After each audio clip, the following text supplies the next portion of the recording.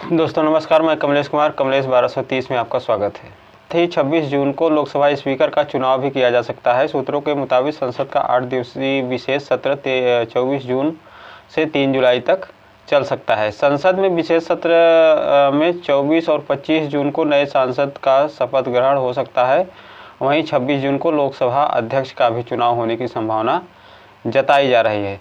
सरकार के गठन के बाद अब केंद्र ने जहां एक तरफ कामकाज शुरू कर दिया है, तो वहीं कई रणनीतियों को लेकर के बैठक का दौर भी जारी है। इसी कड़ी में रविवार को रक्षा मंत्री श्री राजनाथ सिंह के घर संसद सत्र को लेकर के बड़ी बैठक हुई है।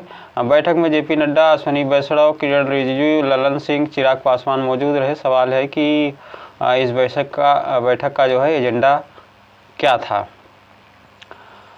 सामने आया है कि राजनाथ सिंह आवास पर बैठक हुई, बैठक समाप्त हो गई है।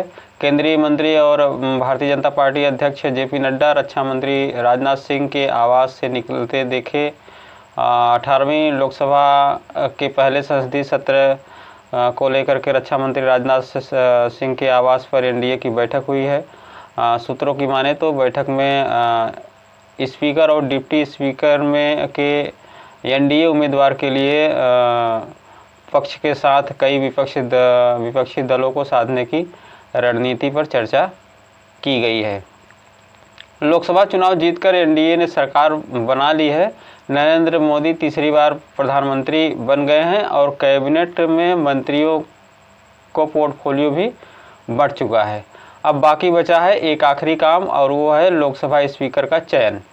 बीजेपी एनडीए के लिए ये भी किसी चुनौती से कम नहीं है। पिछले सरकार में तो कोटा से बीजेपी सांसद ओम बिरला ने स्पीकर की गद्दी संभाली थी, लेकिन मौजूदा सरकार में अभी इस गद्दी पर कौन काबिज होगा उसका चयन नहीं हो सका है।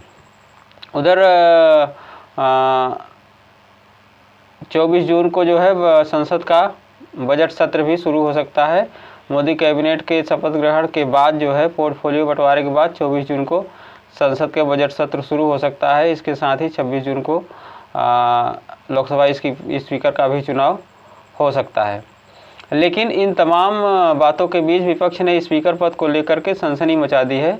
दरअसल 10 साल बाद के लंबे अंतराल के बाद इस बार विपक्ष मजबूत स्थिति में है। ऐसे में 5 साल से जो डिप्टी स्पीकर पद खाली पड़ा है, विपक्ष उसे लेने के लिए दबाव बना सकता है।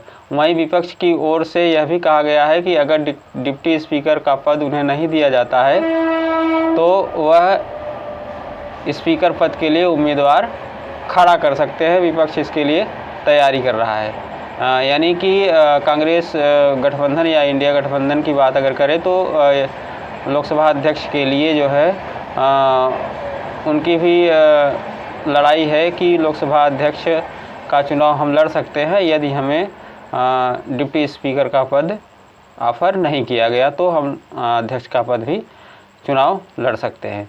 इन सारी बातों के बीच बीजेपी ने इस पर मंथन शुरू कर दिया है।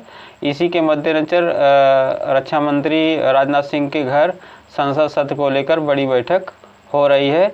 बैठक में जेपी नड्डा, अश्विनी वैष्णव, किरण रिजिजू, ललन सिंह, चिराग पासवान मौजूद रहे।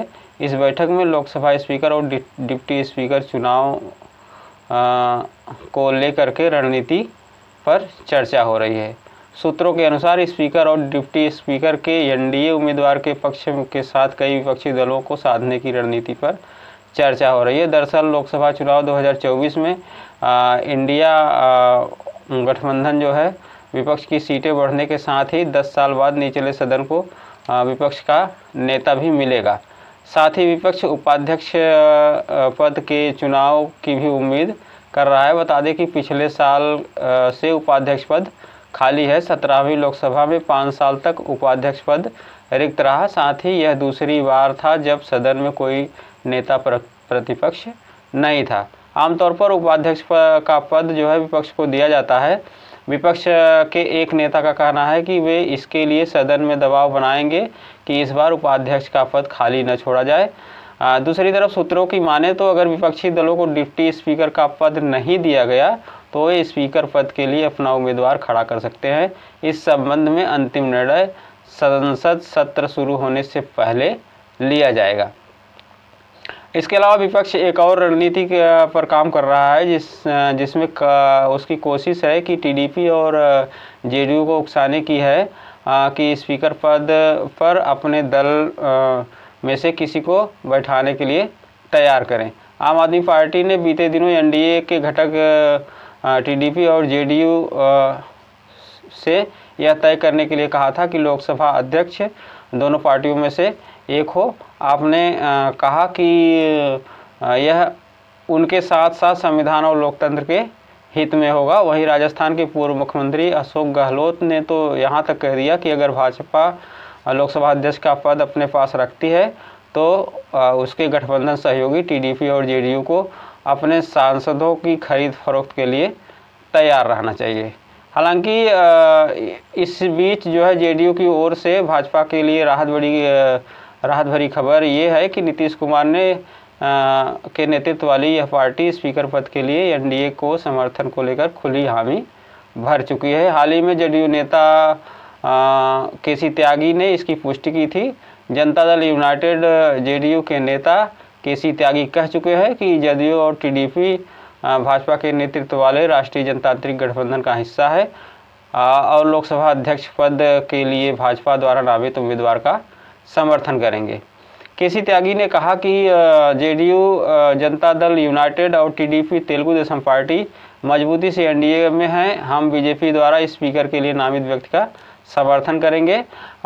उनसे कुछ विपक्षी नेताओं की टिप्पणी के बारे में पूछा गया था कि नया लोकसभा अध्यक्ष टीडीपी या जेडीयू से हो सकता है। इस पर उन्होंने कहा कि भाजपा केंद्र में अपने सहयोगियों के साथ गठबंधन सरकार का नेतृत्व कर रही है।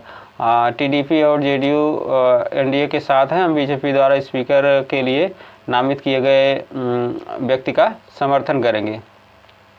अब सवाल ये है कि क्या जेडीयू जनता दल यूनाइटेड या जदयू नेता केसी त्यागी की बात को टीडीपी का भी बयान समझा जा सकता है? इसका जवाब है कि पार्टी जब तक खुद इसे स्पष्ट रूप से कुछ न कह दे तब तक यह तय नहीं माना जा सकता। टीडीपी का अब तक का यही अनिश्चित रुख ही बीजेपी के लिए तनाव की वजह बना हुआ है। यानी जेडीयू ने जिस तरह से कह दिया है कि हम लोकसभा अध्यक्ष का जो पद है उसके लिए हम भारतीय जनता पार्टी का समर्थन करेंगे, लेकिन अभी तक जो है टीडीपी ने ये बात खुल करके नहीं कही है। इसी बीच शिवसेना उद्धव गुट के से संजय राउत ने कहा कि लोकसभा अध्यक्ष पद की लड़ाई महत्वपूर्ण है क्योंकि इस बार स्थिति 2014 और 2019 जैसी नहीं है और सरकार स्थिर नहीं है। अगर राहुल गांधी बोलते हैं तो हम चाहें तो सरकार कभी भी गिरा सकते हैं, तो इसका मतलब समझ जाइए। हमने सुना है कि चंद्रबाबू नायडू ने स्पीकर पद मांगा है, ये ठीक बात है। हमने सुना है कि चंद्रबाबू नायडू ने लोकसभा अध्यक्ष का पद मांगा है। ये जो है उद्धव गुट के संजय राउत का कहना है कि हमारी समझ से ये मांगा गया है जेडीयू की तरफ से कि चंद्रबाबू नायडू ने कहा है कि हमें स्पीकर पद चाहिए।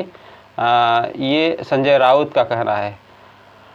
परंतु राउत ने आगे कहा कि अगर एनडीए के किसी उम्मीदवार को लोकसभा अध्यक्ष का पद नहीं मिलेगा तो पीएम मोदी और केंद्रीय गृह मंत्री अमित शाह टीडीपी, जेडीयू और एलजेपी रामविलास पासवान को तोड़ देंगे। अगर चंद्रबाबू नायडू को यह पद नहीं मिलता है तो यह सुनिश्चित करेंगे कि उनके उम्मीदवार को इंडिया ब्लॉक से समर्थन मिले।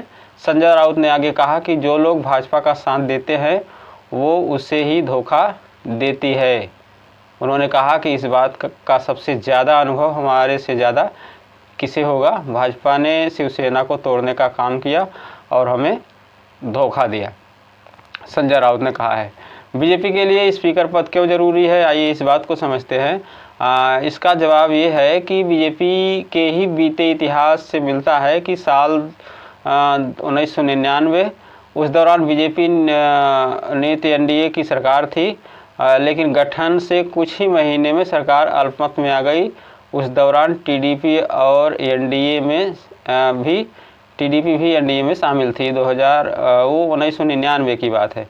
सरकार को समर्थन देने के एवज में टीडीपी ने केवल स्पीकर की ही मांग की थी, लेकिन इसी एक पद ने बीजेपी के साथ खेल कर दिया था।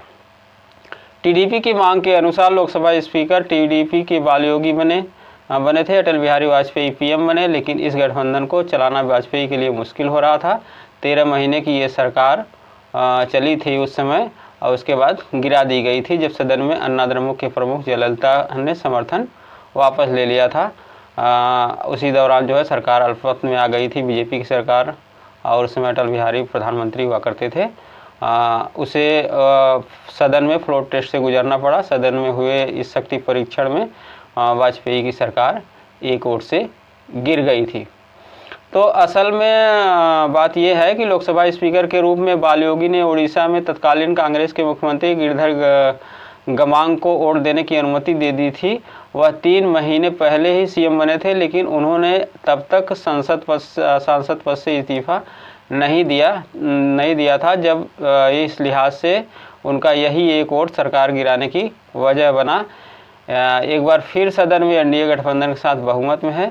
टीडीपी इस बार भी साथी है, लेकिन बीजेपी के लिए खुद की पार्टी का स्पीकर रखना इसी दूध के जले की वजह से ज़रूरी बन गया है। यानी 1999 की जो बात है कि टीडीपी ने उस समय धोखा दिया था, टीडीपी की वजह से अटल बिहारी वाजपेयी जी की सरकार गिरी थी। तो इसलिए जो है इसको देखते हुए भारतीय जनता पार्टी चाहती है कि अगर हम टीडीपी के कथनानुसार जो है अगर लोकसभा अध्यक्ष हो उसके पार्टी का बनाते हैं तो हमारी सरकार कभी भी अल्पमत में आ सकती है। ये डर सता रहा है 1999 का, जब अटल बिहारी वाजपेयी जी प्रधानमंत्री थे। तो इसी डर की वजह से बीजेपी चाहती है कि लोकसभा अध्यक्ष का पद जो है वो हमारे ही पास रहे। मेन गणित ये है। फिलहाल इस वीडियो में इतना ही। यदि हमारे चैनल को सब्सक्राइब नहीं किए हैं, सब्सक्राइब करके बेल आइकन जरूर दबाएं और कमेंट करके हमें अपनी राय जरूर प्रदान करें। तब तक के लिए नमस्कार।